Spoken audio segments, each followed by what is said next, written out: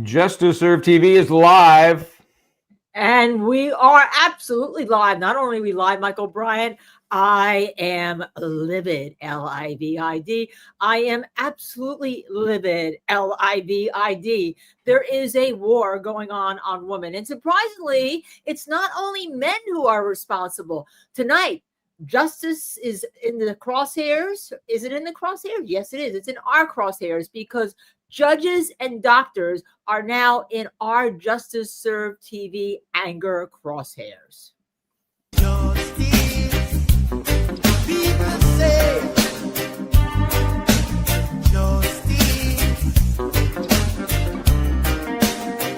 Love you, Linda. Love you. Justice, brother say, Courthouse the other day in the hallway, you're singing "Oh Happy Day."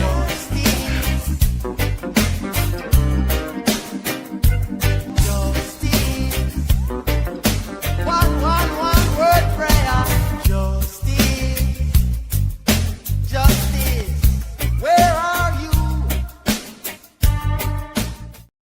Right, today it happened. We thought it might. We predicted it would. We talked to the clerk at the SJC, and I'm not sure SJC should stand for Supreme Judicial Court at this moment, but we did get the results of the Kelsey Fitzsimmons petition denied, and we're going to go over that petition in some detail. But before we do that, I think you have some related, I'm going to call them related issues we're going to cover under kind of a broader umbrella, right?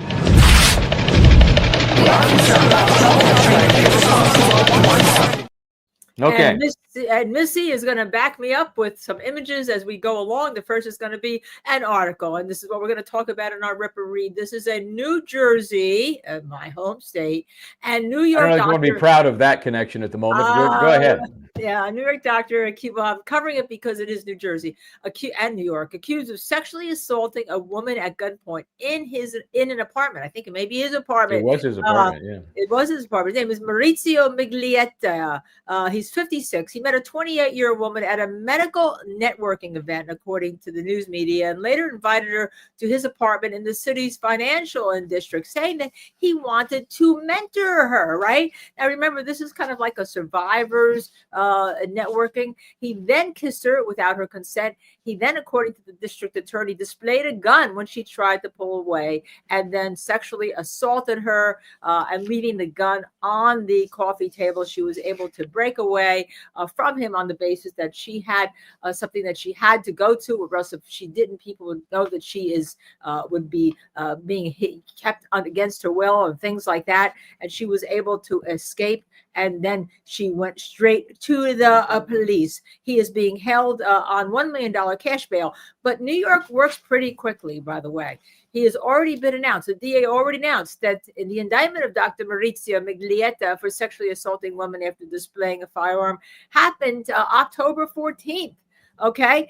He is, by the way, or was, we'll talk about that in a second, a professor of surgery at Touro College of Osteopathic Medicine. He purported to be an honorary police surgeon for the NYPD, and we haven't emailed them yet. He also worked with other law enforcement agencies. He said he is charged in New York Supreme Court in an indictment with rape in the first degree and attempted rape in the first degree and other charges. This doctor, according to District Attorney Bragg, at least he's staying in his lane with the sexual assault unit under the guise of professional networking and mentorship. Instead of protecting her, used it to assault her. Now, here we have a picture of Dr. Miglietta, in case you don't know what he looked like. Now, remember, I will say to you as we show his picture and we discuss these charges that I'm a defense attorney and he is presumed innocent. He's absolutely presumed innocent unless and until he is convicted by a jury of his peers. So not a peers, his peers. So it's peers, his peers, whatever. So that's something that you want to be on the lookout. And the Justice Serve TV did email. We did email for a comment.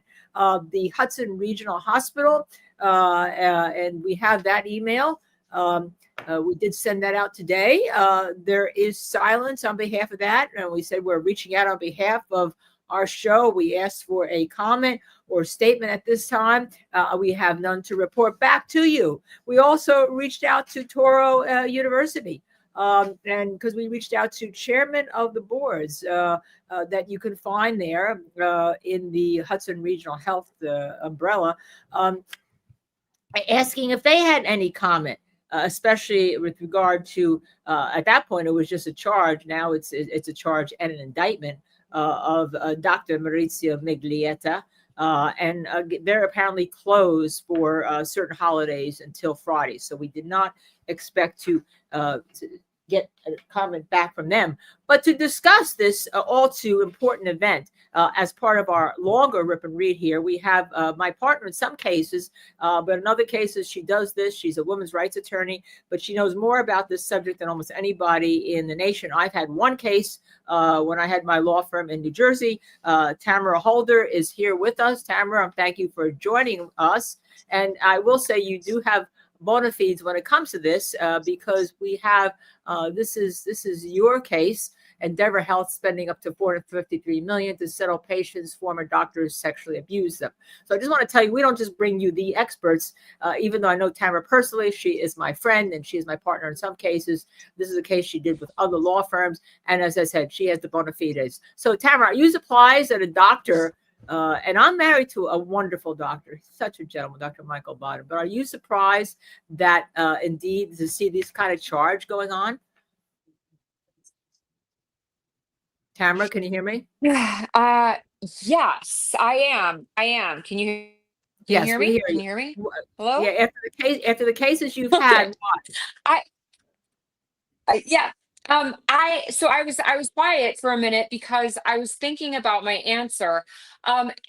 So here's why I'm surprised. I'm surprised because I have represented hundreds of women across the country who allege that they have been abused by their doctor.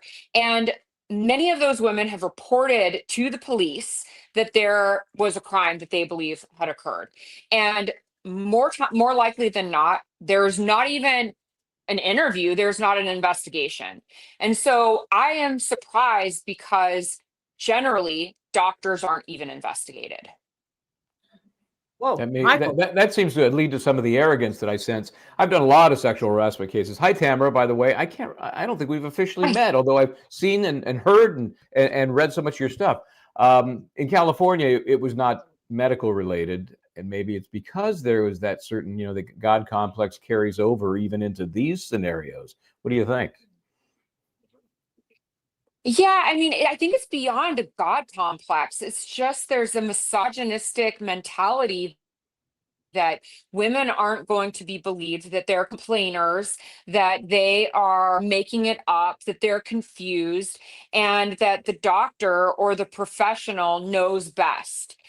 And I think that unfortunately, that's really what we're dealing with, is that women are generally not heard, particularly when they're making allegations against a professional. Well, that is interesting. We're going to continue to follow this case. We're going to probably have you on for advice as we go on, because we're going to now morph this war against women. And I want to thank you on such short notice, Tamara, for joining us and giving us professional expertise. We're going to now morph into another case in Massachusetts that I know you're following. That's a war on women in another way against a professional woman who had postpartum depression, a cop who was shot, and who then is accused of shooting at her partner, and she is still in jail today. And I'm calling it our night of the war on women, even women against women. But not you, Tamara. You're the best. See you later. Thanks for the short notice and coming. Thank you. And you can follow Tamara at that link. In the meantime, before we start, which I know you're all here for, welcome Ocean Beach, a new member. Thank you for joining us. And Joseph Kane. So yes, proper. Please. Get the One Justice Served TV membership. And I will say to you that to get that membership, you have to be a subscriber. All right. It's a free membership gifted to you by somebody who is a member already. But you have to be in that subscriber list to get it. So please subscribe. Let me just say this to you once during the night. Please hit subscribe, like, share, and notify. And then you'll get notified whenever there is something on the air that we're going on the air, or you could be eligible for one of those free memberships. Thank you, Tamara Holder, for joining us again. So, Michael, I'm going to now turn the running of this show over to you because I am really pissed off, to say the least. And you aren't the only one. When we first started talking about this, when it came down this morning, I was, we shouldn't be shocked at this point, this far into our careers, having seen so many things that we've seen. But it was a bit shocking that it was so, not just that it was denied, but that it was so dismissive and it was so superficial. And I had higher hopes for Bessie. Look at this person. She looks like, the neighbor who invites you over for coffee. And we already talked about her credentials, from Harvard to Yale to Oxford, clerked for Justice Breyer of the Supreme Court. It really looked like, with her history and the history of this case, that there would have been a better outcome. And I'm just shocked that there has not been. So that was my first reaction, that it was just so easily dismissed. So let's take a look at the massive, so I can pull this up here, the very detailed, massive opinion by Bessie. That's Justice Dewar, D-E-W-A-R. D-E-W-A-R, Elizabeth. But we're tight, so I call her Bessie. So this is the notice of the docket entry. Now, there may be a greater document out there. We haven't seen it. We haven't seen it posted yet, but this is basically what it is. Notice of the entry received, 32 from Supreme Judicial Court. I'm calling it the sucky Judicial Court today. Judgment following close review of the defendant's petition and dependent materials, the Commonwealth's opposition and dependent materials, including a transcript of the hearing held on September 11, 2025, and the judge's orders. This court concludes that the judge did not commit an error of law or otherwise abuse her discretion. That's the legal standard. Accordingly, it is ordered that the petition be, and the same hereby is, denied without a hearing. Now. Okay. Wow. First of all, I see that's a transcript. I assume the audio was submitted because. Well, that's a good. I don't know if I would assume that. I would not assume that. The first thing I learned when I was clerking for the middle level, the chief judge of our middle courts in New Jersey, as Bob Bianchi would say, a baby lawyer, was that you learn from a transcript, but you really learn from an audio of a hearing. For instance, this is a simple explanation. What was taught to me by a Supreme Court justice whose clerk, he was talking to his clerk and bringing us all around. You get stopped by a police officer, and the police officer says to you, Michael Bryant, your back tail light is out. You then say, it was. How are you going to say it? I would say, thanks. No, just say it. Play along the game. Along the game. I would say, didn't know that. No, it was. Say it was. This is what the. I knew it. In my case. I knew it for the sake of your story here. I'm never driving a vehicle with a taillight that's out. But I'll say, for your sake of your story, I knew that, officer. No, I don't want you to say I knew that. I just want you to say these two words. It was. Oh, like a question. It was?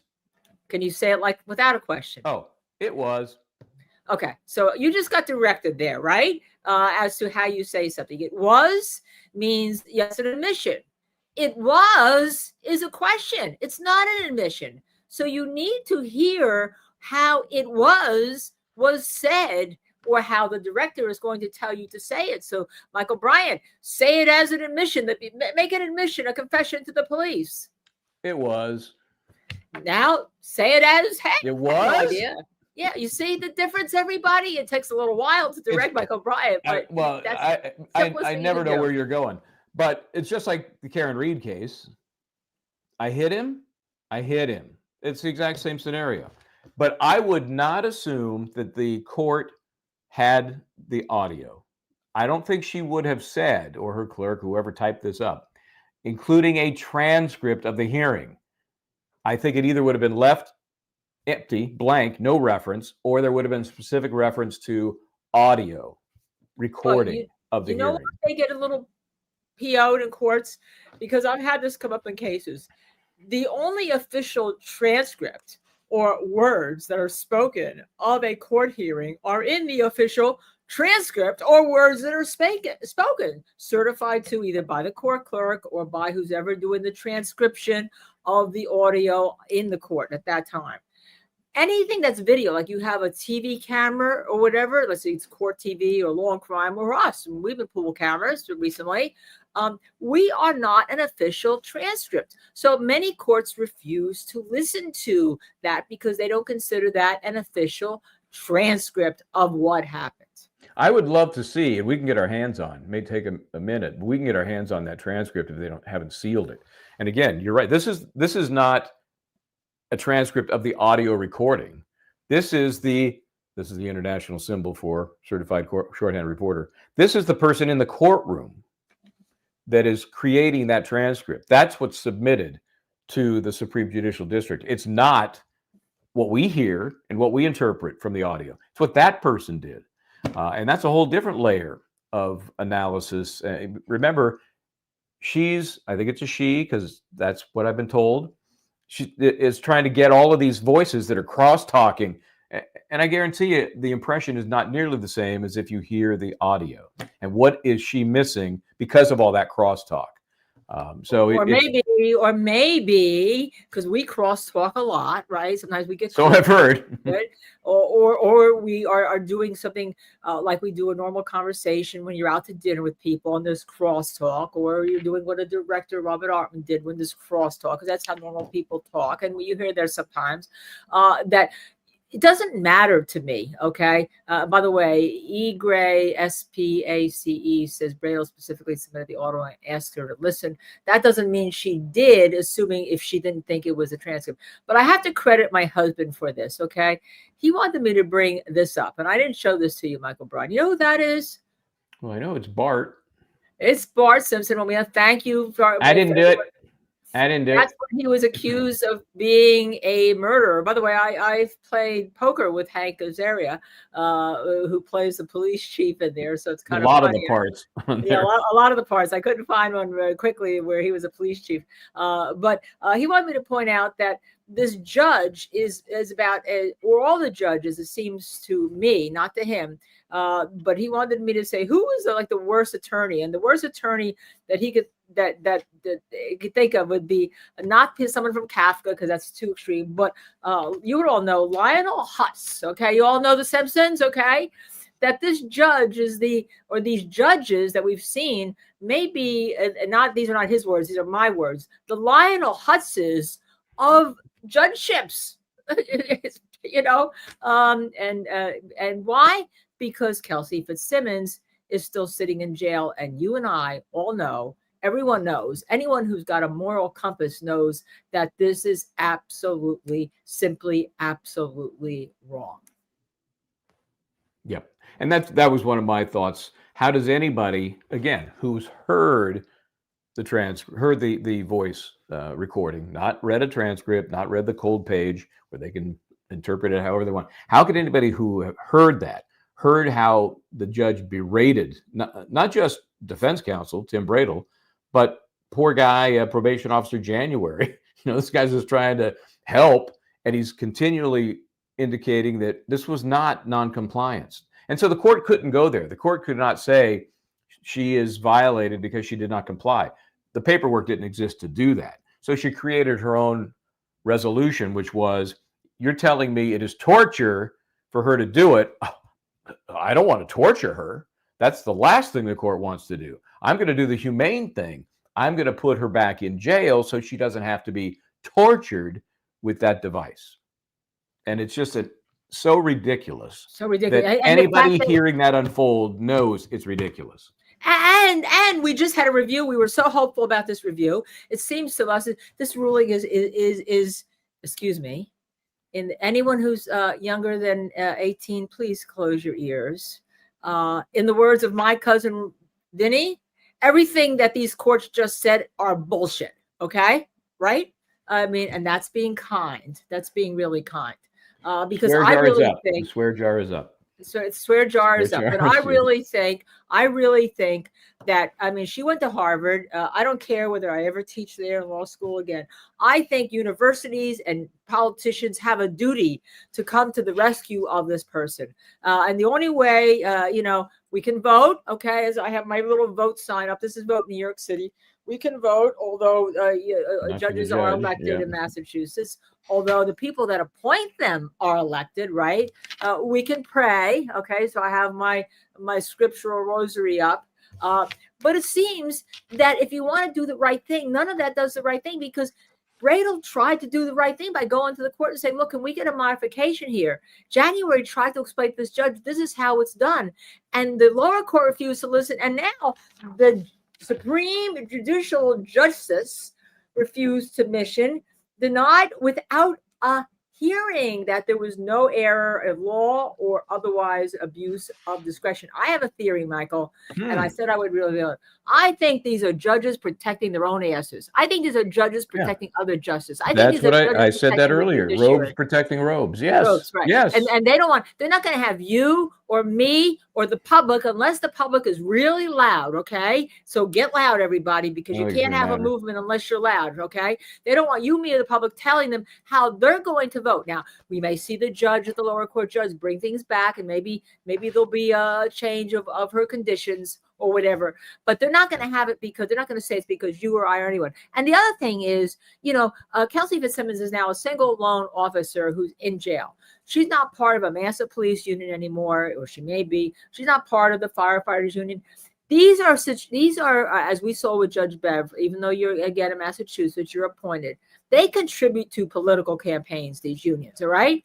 She doesn't have anyone behind her but us. So everybody get loud. And if we have to have some kind of standout, I mean, I don't even care. I was thinking today, if we have to have some kind of like everybody, all the women take off their tops in front of the courthouse, in front of every court. I knew that would turn Michael's head around. I don't know what it is, everybody, but it has to be somebody that women are going to be noticed. And this is why, by the way, we say sometimes when we have women or defendants that we don't want, we used to say, at least, you don't want women on the jury, because there's a war on women and it can be against women. Women are the toughest critics of women sometimes, everyone. I know that's not a surprise because it's not you, it's not me, it's not the women on the Karen Reed jury, but it can be other women in power who say, well, I wouldn't do that. And by the way, again, you people out there, you're not telling me what to do. Okay, I'll be quiet for a while because I know you need to talk. I have no idea no. First of all, this McCarthy finally got her name right on the first try. She will never backtrack. This woman is a problem. Okay, she's not bright. She's not prepared. She has no real humanity to her, because anybody who did would see the situation unfold and do the right thing, which would have been, okay, let's just have urine testing as an alternative. How difficult is that? Never entered her mind, because she seemed to be on a mission. And we can speculate about her motivation all day. But I did a little research just to see what the history was between the police department, specifically Kelsey Fitzsimmons, and other women in the police department, and how they were interacting, right? This is North Andover Police Department. We know that Kelsey Fitzsimmons, when she wanted to get into some level of law enforcement, became a correctional officer, did that for 2 years. Another reminder of, her time in jail. It could be a death sentence. I mean, I don't mean to put it so harshly, but that's a fact. Let's police be officer, correctional. Let's be harsh, Michael. Police officer, correctional officer. They don't do well in jail. Okay, even though the folks in jail are not hardened, convicted criminals, some of them are multi-time losers, and they got nothing to lose but to attack somebody like a former cop or a correctional officer. Okay, so I looked into the police department and Fitzsimmons' interaction with them. Have you heard of Chief Charles Gray? No. He's the chief. He runs the police department there. Does he have an email? Does he have an email? Yeah, well, I'm sure he does. Please, if he has an email, let me see. Find it. Look his email up. Hi, Kat Williams. You're another creator. You've got a real loud voice. You have many more people, subscribers than us. we need to band together. We need to really, we need to have some power here with all of our streaming channels to get behind this now and let these judges know that, hey, you want to mess with everyone around there. The public is your boss. The public are the ones that can take you down, not you taking us down. This is why we have a movement out there, by the way, and I'm a Democrat. This is why people want to burn everything down. This is why we have a MAGA movement out there. And remember, this is coming from a Democrat, because we're seeing how ineffectual we are against the court system, and it's an outrage. I'm sorry, I interrupted you, Michael. Yeah, I don't know. Where was I going? Oh, so I looked into the interaction between these cops, and I'll tell you the breakdown. In fact, we'll see it in this document we're going to share. Let's just say there aren't a lot of women in the North Andover Police Department, okay? And that has led to a couple of lawsuits against Police Chief Charles Gray. He became the chief in 2016, but he was there as a lieutenant. He's come up through the ranks, as it were. So we'll look at in detail this one lawsuit, not the Kelsey Fitzsimmons lawsuit. And when we get to the end, bear with me here, when we get to the end of this story, you'll start to wonder how some of the things happened as they did, how the timing rolled out as it did in terms of Kelsey Fitzsimmons being stripped of her badge and gun, and then being given back her badge and gun just days before she was shot and just days before she was going to go back to work. Some things were happening that were very interesting and perhaps shed some light on the motive for what's going on, not just at the local court level, but at the Supreme Judicial Court level. This is Catherine Gerke. She's the plaintiff in a case against Charles Gray, okay? Basically, she is a cop, had been there for a number of years, and I'm going to get to the highlighted points here. Basically, no, you take your time, because all I'm thinking of already is Missy, call Miss Gerke and her attorney. I'll get Gerke. During much of her 17 years working for, she's a 50-year-old woman. During her 17 years working for the North Andover Police Department, she'd been subjected to a pattern and practice of sexual harassment, retaliation, and gender discrimination, which has been primarily perpetrated by members of the town and police department, including, but not limited to, defendant Chief Gray. So she comes into the department when he's only a lieutenant, way back then. The breakdown then, look at paragraph 6 here. The ratio of male officers to female, 40-3 in the North Andover Police Department, okay? So, and now that would be one less. This was filed in, ironically, the 11th, which was what, 4 days ago, would have been the 3-year anniversary of this being filed. So there's a bit of a history going on here, even before the more recent lawsuit was filed. So what did that pattern of discrimination look like? Paragraph 15, during her tenure as SRO, we know that's a school resource officer, right? She was originally sent to the school resource officer role. And she starts observing, she starts seeing things that she thinks can be done better.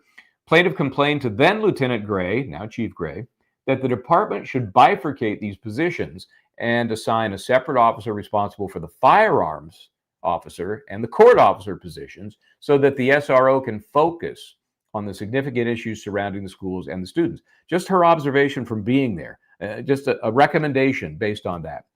Plaintiff's recommendation to Defendant Gray was not well received. Defendant Gray refused to acknowledge plaintiff's request, and as a result, plaintiff resigned from the SRO position. Now, she's still in the police department, but she resigned from that role. Immediately after plaintiff's resignation, then Chief Gallagher, the one who predated Chief Gray, and Defendant Gray instituted a separate position for firearms officer and court officer so that the new SRO was no longer responsible. Hey, what a great idea. It's an amazing idea that he came up with just off the top of his head. Plaintiff was subsequently never promoted to detective and avers that the failure to promote her to detective was retaliatory and done as a consequence of expressing her dissatisfaction with defendant's decision-making. I'm sure she went off when she heard them implement the idea she told them about and was pooped on when she provided that recommendation. February 2018, the female animal office control officer, Marie P., was forced to resign by the department. Unclear as to why that happened. Shortly after her departure, a male officer placed a label on the paper shredding machine located in the dispatch area with the name Marie on it. That's the female animal control officer. This was done with the intention of comparing the female officer to trash. This discriminatory act was condoned and tacitly approved by the defendant, Chief Gray. As recently as May of 2022, that would have been about 6 months before this was filed, Sergeant Michael Davis and other male staff members still refer to the paper shredder as Marie.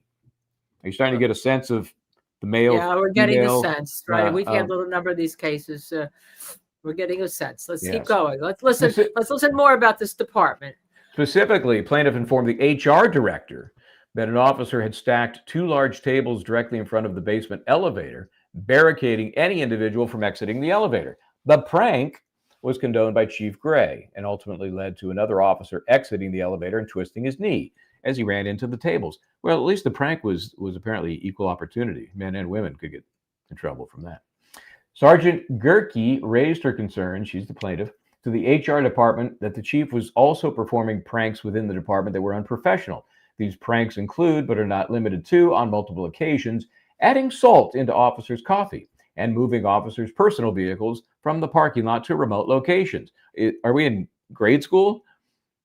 Plaintiff stated these pranks were causing other officers to model their behavior after that of Chief Gray.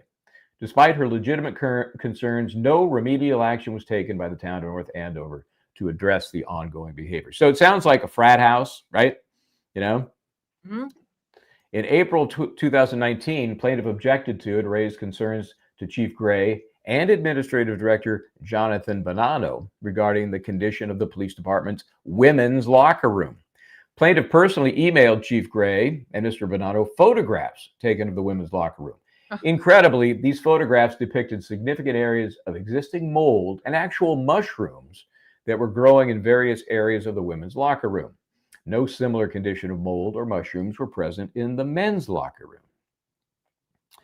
Plaintiff alleges that her continued complaints about unprofessional conduct, disparate treatment, the condition and the disparity between the men's and women's locker rooms resulted in being branded as a troublemaker by her supervisors within the department, including That's what Chief always Gray. happens when you complain. That's what happens to whistleblowers. Yeah, and you have And the New Jersey Supreme Court in the 1990s recognized this in a case called Toys R Us. They said the whistleblowers, once they whistleblow, are in a worse situation because then they're branded as a snitch, as a whistleblower. And it's even harder for them to become part of the work employment community. All right, this has been known for years. Yep, and it feeds on itself that way, you know. And then the reputation gets out there that if you're a woman, you do not want to go to the North Andover Police Department, right? Let's see. Specifically, plaintiff raised several concerns and objections that women within the department were afforded fewer opportunities for training and appointments to specialty roles. You're going to see a very good example of that coming up. The plaintiff pointed to the ratio of male officers to females and alleged that within the department, women officers were treated as inferior to and or less than her male counterparts. Plaintiff reported and objected to the fact that the department did not have a critical incident stress management policy, which was placing North Andover's officers' safety and mental health at risk. Again, we have the plaintiff, the sergeant, with a suggestion about how to make the operation better. During the interview, the plaintiff also identified several critical incidents where North Andover officers were not properly supported and provided necessary counseling. And I'm thinking specifically about the incident when Officer Noonan and Officer Fitzsimmons went to the murder-suicide of that young mother, right? You think you need some counseling after something like that? Would you think? No.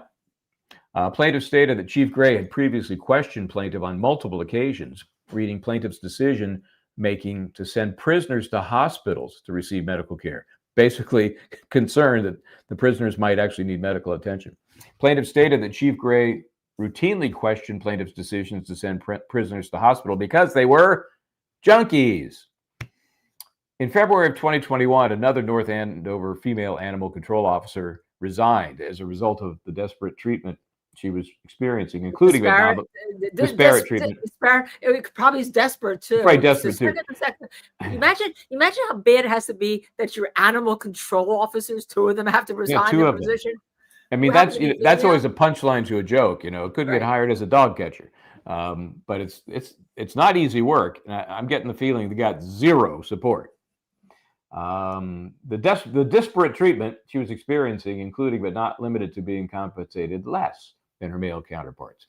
In September of 2021, again, that's about a year before this was filed, a female communications officer resigned due to ongoing disparate treatment.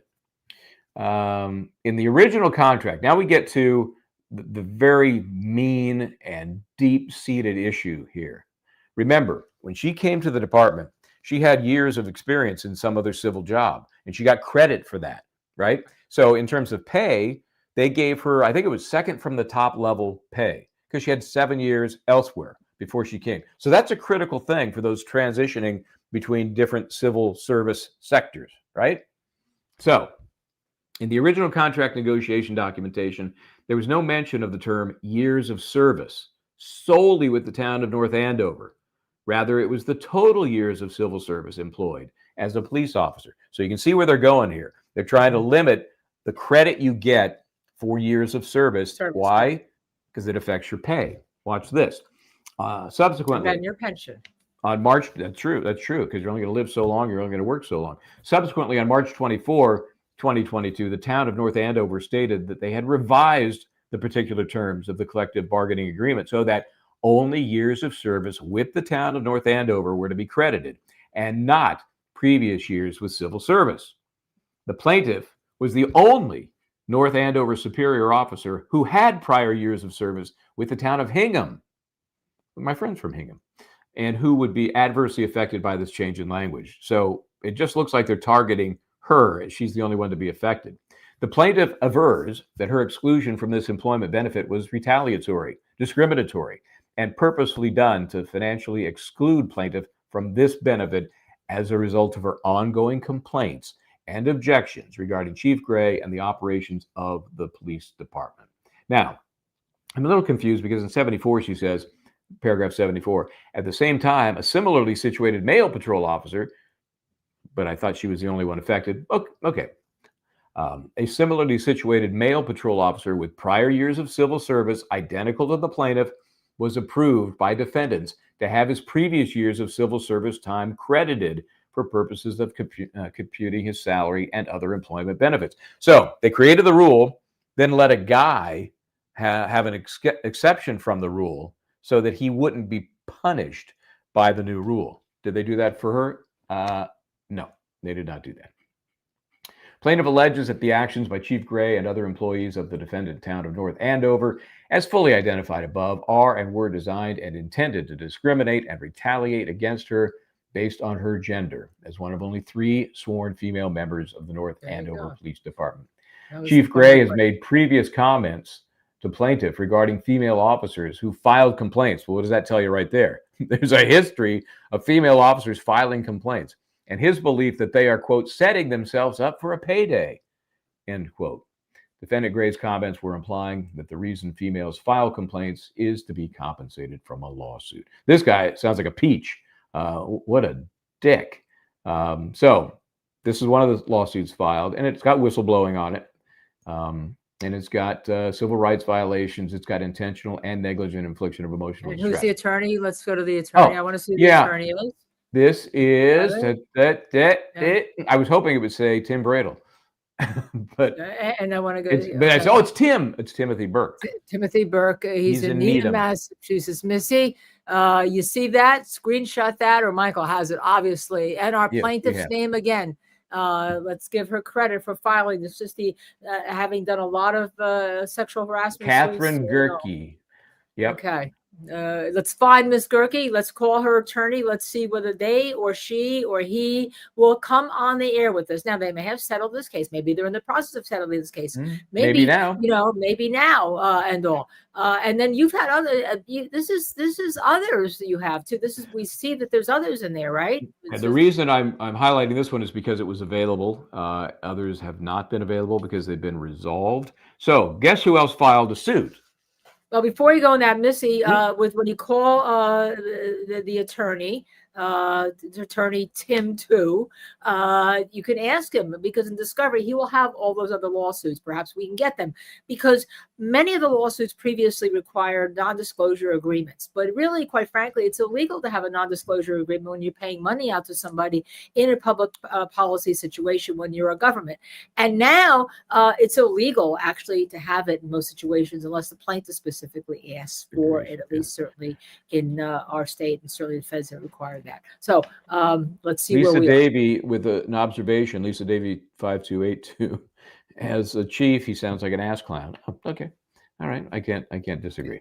So Cannot you were about disagree. to say something. So I was about to say that one other person who filed a similar lawsuit was Kelsey Fitzsimmons. Right. And you'll never guess what happened to that lawsuit. It's been settled for her to get her job back. Exactly. It was settled within days of her getting her gun and her badge and her day on the schedule. Remember, she was going back to work July 4th. Right. And in the interim, on June 30th, this horrible incident took place. So, and that probably it may have a different attorney, may have a civil attorney, and they may not be willing to talk about it because now it could affect this case. Right? That is true. That is true. So it just gives you a sense of maybe, well, not just the history of that department, but man, anybody going in there, you got to be prepared. This is what it's like. But also the motivation for everything that's taking place in this case to shut her up, right? You know, we'll settle this, put her back on the job, just shut the hell up. And then this thing happens. And why are we going to help her? We're going to help her get out. We're going to help her stay out. We're going to help her at the highest Supreme Judicial Court level. No, we're not. No one's going to help her. No one's going to help her. The only one that can help her is everybody here rising up. I want to talk about that. Let's just look at some comments for a second. TC Maylin says, Google says you can only call to say hi, not email him. Well, there's nothing wrong with exercising your First Amendment rights and calling the department to say hi. Hi, Chief. We're watching Justice Serve TV right now, and they said they said to email you your thoughts, but unfortunately we can't, so we're calling you. But that's what you decide what you can do with regards to don't commit a crime. Whatever you do, you just want to make your opinions known with regard to this and your support of Kelsey Fitzsimmons. There's nothing wrong with that. Question to me: what is the most productive, effective way of getting loud about this? We want to help and not hinder. Kelsey, thank you. Well, let's say we can't talk to Tim Bradel about that because what a lawyer wants to do and what we want to do may be two different things. But I think there has to be some simple focus group. I know that the Young Jurors has set up a Facebook page that has all the documents. I think there has to be some simple group that then everyone bands together, right? It's and all. And as someone had a suggestion here that all of us streamers do an all-day benefit. Everybody come on. I'm trying to read comments here because I think if all of you find each other are not scared to talk your minds and talk loud about this as being an injustice and this being unfair. And the reason why, and I want to also invite somebody from Child Protective Services on. Something I pointed to before, the longer they keep that baby away from her, as long as she's in jail and they don't have the restriction, they're going to say it's not within the best interest of the child to be reunited with the mother. Certainly not on the way that you would be a mother when you're 6 months old and maybe you were breastfeeding, maybe you were just holding the child. And so the impact on that child relationship is also great, something that we're forgetting. It's not just her being in jail. And of course, the family of the what to be future husband, the father was say, oh no, you don't really know it. It's dangerous. Yeah, that's right. I'm saving the baby. I'm the baby. I think we do know that. So put your ears, your eyes, get together on Twitter, start a group, get X, whatever you want to call it, start a group, and then get loud and figure what you're going to do. You're going to have standouts. Someone said here that maybe taking your top of your clothes off is not such a good idea to get noticed because the state police officers or those looking for nudes, such as Proctor in the Kyrie case, would just like that. But here, we're trying to give you a platform. Mary Ramin, 7910. Hi, thanks for speaking my mind at LKB, and also Michael Bryant. I've been literally sick seeing all this. I don't understand the world anymore. Don't complain to us. Complain to the people in power. Complain to the judges. Complain to the judges' bosses. Complain to the police. Complain to the people in power that have done all this. Go support Mr. January, who is a good guy who tried to do the right thing. Letter O by Better O. This seemed like such an easy decision to me. Why do all Massachusetts judges suck? I have no idea. Yeah, Lisa rhetorical Davy, question. 5282. Can we write letters? Absolutely, sure thing. Just don't make any threats to them. Don't do anything and all. And this was the great comment from Mary Romine again. Maybe flashing, not such a good idea. I don't know if you're flashing. I think taking off your top is no different than you have a bathing suit on. Quite frankly, if that's what they get their jollies out of. But somebody has to notice a bunch of women standing around. Maybe men too. All Hey, right. Missy, I'll take my top off. Hey, Missy, while I'm thinking about it, we should have Kelsey Fitzsimmons' address in Chicopee. How people can write to her. We should have that in the comments in the posted page. If it's not there now, because I didn't get to it, maybe we can do that so that anybody who wants to write to her can. There are special rules. We'd write to anybody in a jail or a prison, so don't think you can just put a flowery card doused in perfume. It won't get to her. Right, No perfume, no lipstick. Better if the envelope is a basic white envelope with nothing on it. Right. But the rules we'll have that for you along with the address there in Chicopee. Yeah. Shilak 267. They even get counseling on law and order. Just saying. Yeah, because law and order sometimes reflects real life. Police departments that are larger. In Lemonenny. Always one of our supporters, although even though I'm terrible at names, as you know. That's a tricky one. Women are usually in Gauntlet purgatory professionally. That's true, especially if they become whistleblowers. It's permanent hazing, though. As a female, you never actually make it through the gauntlet. Very seldom, and even if you get to be chief, we know there's cases that chiefs have been women have been run out of being a chief. Any way to find out if Bradel's had an issue with this judge? I guess he has to be the one to speak, not us. Yeah. All we might be able to find out is his appearances before her, just by record, but that doesn't really tell you much of anything. Yeah. So we'll keep I'm going. surprised that so many of the cases I had in California were more private. They weren't cops. They were just employers who I still can't believe were and continue to be as stupid as they were in terms of how they deal with women in general. Older women, especially. That was just ripe for lawsuits, which I was happy to take. I don't know what the mentality is. You get to the cop house and it's 10 times as bad. Testosterone's flowing. What's a woman doing in here? Any woman that decides to do that, she knows what she's getting into, but could she really appreciate what it might be like? And from that lawsuit, we're seeing I guarantee you the things in that lawsuit from Ms. Gerke are minor compared to what I've seen elsewhere in other operations. Right. Far more aggressive, far more flagrant, far more sexual. Right. I've seen some really bad thing. My not just police department. My flight, my instructor, the first wide body captain, things that we've seen since in the 90s and all, the 2000s, 2000, just terrible. We won't go through them right now because I don't want to give anybody ideas. Look at this on Birchmore. This is an interesting comment. Sarah McBride, they ended Birchmore, they unalived her or somebody, and they covered it up. I think they planned the same for Kelsey. Well, whatever it is, she's in jail, and if something happens to her, that would be the effect. That's something that you called. Fan of the truth. Fan of the truth. Wow, I called Judge Duar's office, very respectfully expressed my disappointment and disagreement with the judge's ruling. Very nice law clerk took my message. That's a good way to do it. That's a good way to express And they yourself. are very nice there. I've had many conversations. Very nice, very responsive. Right. Very, very responsive. Okay. Except for the and there fact are that emails if you want to send them. I have an email for, I think it's the clerk in her department. I will try and find that. I've got that handy here. And then if we were looking today on X Twitter, there's a lot of people on X Twitter, but everyone's kind of talking there, independently, okay, about how disappointed they are.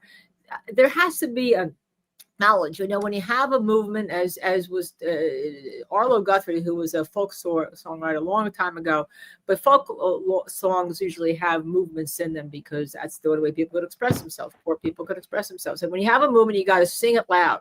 And just you and I talking is not good enough. We all have to band together, everybody. But it's a start. We're here to start. Someone said to me today, are you ever going to go back to practicing law in Massachusetts? Well, as a journalist, I can criticize judges. As a lawyer, I can't. So I'm here as a journalist criticizing judges. As a lawyer, I'm not allowed to. I do it anyway. I've already done it.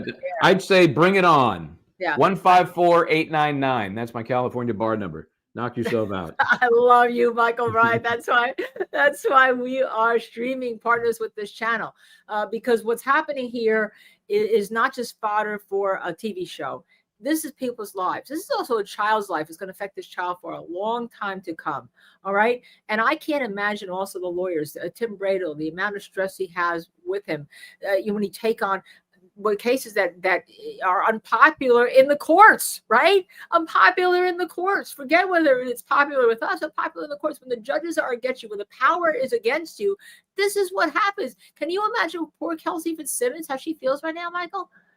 No, I can't imagine. I'm looking for, I just put the email. Let me see if I can find it here, Missy. I put it in the comments. If it's in there, we can throw it up on the screen. There we go. That's to the judge's, the justice's office. Vincent. Vinny. And can you find the lower court's office too? Because this may go back down to her. Although it'd be really interesting whether this empowers her or whether there's side calls going on. Okay, we're supporting you, but really you need to give this to another judge right now. Let somebody else make any further rulings. What about the probation department? They must feel like they're denuded, right? They must feel like they're denuded. Mr. January, all right? I'm going to say, they even denuded him. They did. I mean, if I were him, I'd be walking out of that courthouse saying, what the hell am I doing in this business? You know, he plays a pivotal role in helping those that have been accused, or in some cases convicted, just survive the process, get back to their way of life. And the judge is shitting on this guy like he's the enemy. It's unbelievable. Because of power. You don't remember what she said. You don't make those determinations, yeah. Mr. January. He said, we don't call that noncompliance. Well, that may be your understanding, but I'm the one, I will make that determination. And now we have Justice Duar, who says there's been no violation of the law or of discretion. Remember, this was a de novo review, Michael. Talk to us why we thought that was important. It turns out that she didn't really use it. What about the ADA portion? And the Americans ADA, with Disabilities Act. That would be looked at de novo because it was never an issue in the lower court. Nothing. I think I saw somebody go by with a comment saying that the actual posted decision was a little bit longer than the docketed version. I haven't gotten a chance to take a look at it yet, but I'd be shocked if it addresses the ADA issue. To me, you have to. Just like the opposition never addressed it either. The Commonwealth never said a word about the ADA argument, which was basically, hey, she deserves an accommodation because she falls under the Americans with Disabilities Act because shot in the chest, broken ribs, bullets in her back still. That requires an accommodation even in the judicial process. I'd be writing my habeas writ, because this is Massachusetts. You still have great federal courts up there for an ADA to release her based on the fact that the ADA was violated, that they had no accommodation principles there. I'd be going to the federal court. I'd be filing my habeas writ to get her out, and let's get another front going. Okay, Bradel, if you're hearing me, okay. How could he not be? Yeah, well, if you're hearing us, okay, that's the next step to be taken. Sheila Duffy says if she agrees to the testing, would she be released? That would cause her terrible pain. The answer is probably yes, but then what happens when she can't do the testing? She gets violated for good. Yeah, and I think, and that became a sticking point for the judge. She was so concerned that you can do it, you can't do it, and Bradel made it clear, yeah, technically she can. She's proven that, but why should she have to do that and have 4 hours of pain after the fact if there's an alternative that doesn't cause those problems and allows the court to be assured that she's alcohol free? And that's where the court just didn't give a rip. Again, is that all part of a bigger motivation because she was a thorn in the side of the North Andover Police Department and now we got her? I don't think you can ignore that. Well, I don't think you can either. Joy Schmehar, hi, Joy. Thank you for coming Joy back Schmehar. again, listeners. Just the fact that they took fiance's word on it rather than doing a mental health check on her before taking her child away. Where was CPS? Why was there no evaluation? Judge's day will come. Well, they'll normally err on the side of protecting the child, but then all this stuff should be done immediately, right? Yeah. Michael, you've been and I'm a little surprised that even that order was not really couched in the terms of an emergency. But remember, the cops go there 3 strong. The cops go there, and then as soon as they get there, they call Justin, I'm calling him Alien. I don't think that's how you pronounce it, but I will. They call Justin Alien, 10 minutes of their getting there to come in and swoop in and get the kid and get all this. That just seems to me a little off procedure. It wasn't as if there was an imminent threat. It wasn't couched that way in the turnover order. So why they did it that way, I don't know. Why they brought him in as quickly as they did, I don't know. It just smells like something was wrong. There was an agenda that exceeded what would normally take place. Maybe it's because she's a pain in the ass. Mm-hmm. So Scott has an interesting question, legal question. Okay, someone was saying, first of all, if you want to bring a writ, that's a federal writ to bring a habeas. But you can attach, if you have a civil complaint, you can attach a federal claim to it. It can get removed to federal court, but you can attach a federal claim. Also, Massachusetts, from what I remember, practicing with my NELA group, that's the National Employment Lawyers Association, has a great discrimination statute that involves this type of accommodation. Where is that? And by the way, the Attorney General of any state can come in when they find the discrimination, and they can come in and ask to be amicus or amicus, depending on what you want to say, or they can say do something. They can file something. Silence on behalf of them and the governor. Silence. Why? They all follow the money, Michael. Okay, so we've agreed that she got screwed. We've agreed that her real only remedy at this point is at the federal level, because this is the Supreme Judicial Court, and they have now ruled. So that avenue is closed, and we're going to have to see what happens. Here's what I think is happening, whether part of a master plan or not. They want her to take a deal. They want her to be in a position in jail where she has to get out for physical reasons, because she's being threatened, because she thinks she may not live till the trial takes place. She'll take a deal. That's the other reason that the judge, Dressler, was that his name? Judge Dressler, the one that heard the most recent motion. And it was his position that we'll get a trial date in November. Let's just do this. Let's get this done. Another form of pressure to get her to take a deal. And remember, the last remaining charge, there were many that were offered, but only one that was taken, which was the armed assault with an armed weapon, or they don't call it a deadly weapon. They call it something else, but it's basically assault with a deadly weapon, ADW. That can be pled down to, brandishing a firearm. I mean, there's so many lessers that could be included. But even the top charge is only 5 years if you're convicted. You're convicted, right. They want her out. Laura, thank you for becoming a new member on this very focused group right now with Michael Bryant, who's doing most of the work trying to find all the law. But I think you're right, Michael. They want her to take a deal. I think there's obviously negotiations going on behind the scenes, right? Sure. I mean, there's no doubt. And this today's obviously, if you're playing poker, today was a pretty good card on the river for the prosecution, right? Because now they can say, look, you got nothing there. Let's talk.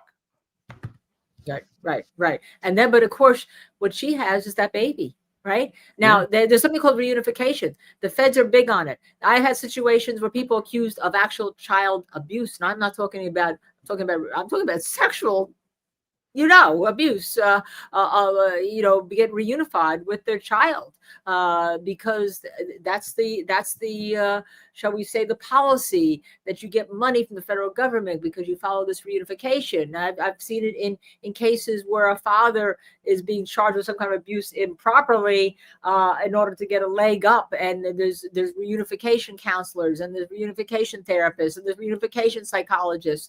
If you're going to have a reunification, why don't we just have some reunification with her right now? Bring that baby to jail right now and keep that mother. I mean, she can't breastfeed that child. I don't know if she was, but she can't. According to what I've read, she was.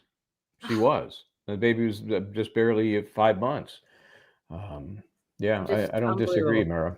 I don't disagree. I just think there's a bigger force that is squishing this woman and this poor baby, and it's wrong. And I can't wait for the next step. I hope it's not a report about her being injured or worse.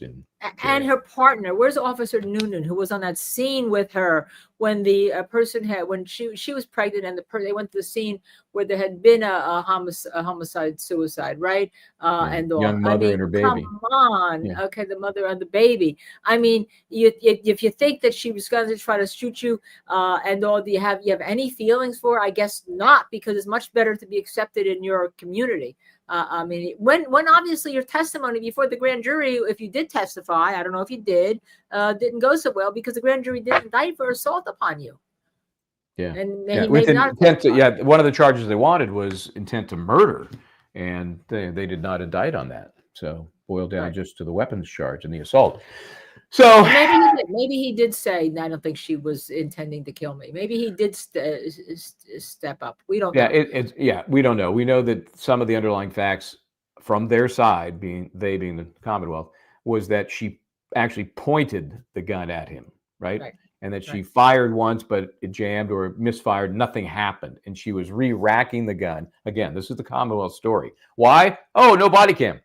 So she's re-racking the gun. And before she could take another shot is when Noonan shot at her twice, hit her once. I don't know where the other bullet went. But that's their story. So that's their story. Anyhow. I've been so livid all day. I know I actually, Michael Bryant saw, when I was in a cab this morning, I did a 1 minute and 2 second video, but he calmed me down not to put it on because I had done mine just before that. And I wanted it, the problem when a text is sent and it's a movie, it just gets ground up in terms of the quality. And I wanted you to look and sound the best you possibly could, but I know you had a lot of things happening, didn't have time to resend it. So we posted it to get it out there. So. Yeah. And Michael has been on this, but yes, here's her fund. Again, make your voice known until there's somebody who can reach out, maybe putting all of us together on an all-day show, taking shifts, getting her story out there, and getting the other women story out there who were at this department, because I do think, Michael Bryant, you have hit upon something that is so completely important, and that's what's going on. What's the motivation in North Andover Police? And we're back in Massachusetts again for as far as we can go. That is true. I don't know. We'll see what happens. Hopefully, we'll get something good to come of this. At this point, it's bad after bad after bad. So, all right. I got nothing tomorrow night we're going to be posting a live. We won't be live. We're going to be posting, if I recall, a video that we will have pre-recorded. We will let you know what that's going to be about. We've been so focused on this today. We quite frankly haven't had a chance to get to that. So we'll be keeping you up to date. But we are both so exhausted from this, and we're not even the prime participants. Yeah, we're emotionally exasperated because we feel so helpless. There's got to be something that can be done. But what is it? I mean, that's going to do more than just rattle the cage. What's really going to make a difference? Okay. Speechless. We're speechless. I don't think we're speechless very often, Michael. Yeah, that's true. We'll keep updating you. There's a malfunction. Yeah. Okay. Thank you, Linda Kenney Baden. I'm Michael Bryant. This is Justice Served TV. Please try to do the right thing.